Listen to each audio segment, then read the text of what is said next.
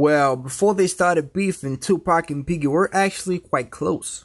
They did shows together, a couple of interviews, and were generally hanging out, sharing their knowledge on the game while learning from each other.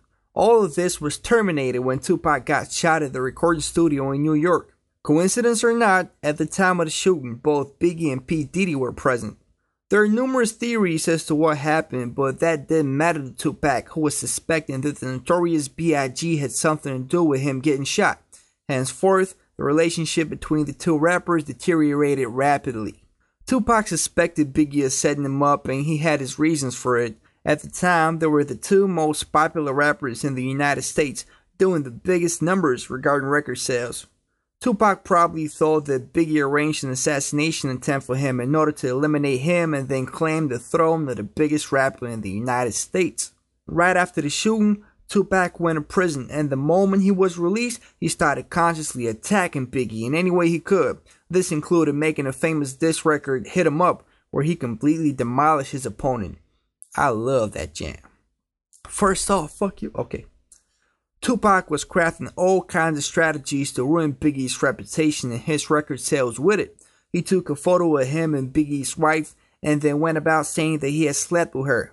This had a serious impact on Biggie's reputation, man. He then wanted to isolate Biggie. This was his other strategy. So in order to accomplish his objective, he became very clear that whoever allies himself with Biggie is gonna be Tupac's enemy, and a diss record directed at him was on its way. Not a lot of rappers could afford to be dissed by such a popular and well-liked artist like Tupac, so the strategy worked to some extent.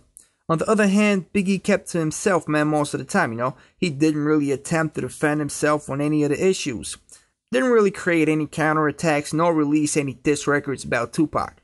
The only record which could be considered as a diss record is Who Shot You. However, this record was released after Tupac's death, so it really can't be considered as a counterattack measure, A lot of questions could be raised regarding Biggie's participation in this beef. Why was he so quiet all the time? Did he just ignore Tupac and the effect his strategies had on his career? Did he feel guilty or something? Why didn't he want to fight? Maybe he really had something to do with it. We can only speculate. This feud, however, was, is, and will probably always be the most popular and controversial beef in the history of rap. Who won, man? Well, I don't know. That's tough to say, really. Well, while they were feuding, Tupac's sales were rising, while Biggie was suffering losses. So at the time they were both alive, my say will be that Tupac was winning. However, Tupac got shot 1 year before Biggie, so in that single year, Biggie was the biggest rap star in the States. He was able to gain momentum once again, making up for the losses caused by Tupac. Tupac is more popular than Biggie though. He's well known from all over the world, and his music is still being bought from people of all classes and backgrounds. People are still talking about him. He had managed to surround his name in mystery, forging a myth about him. So that's why I think Tupac won.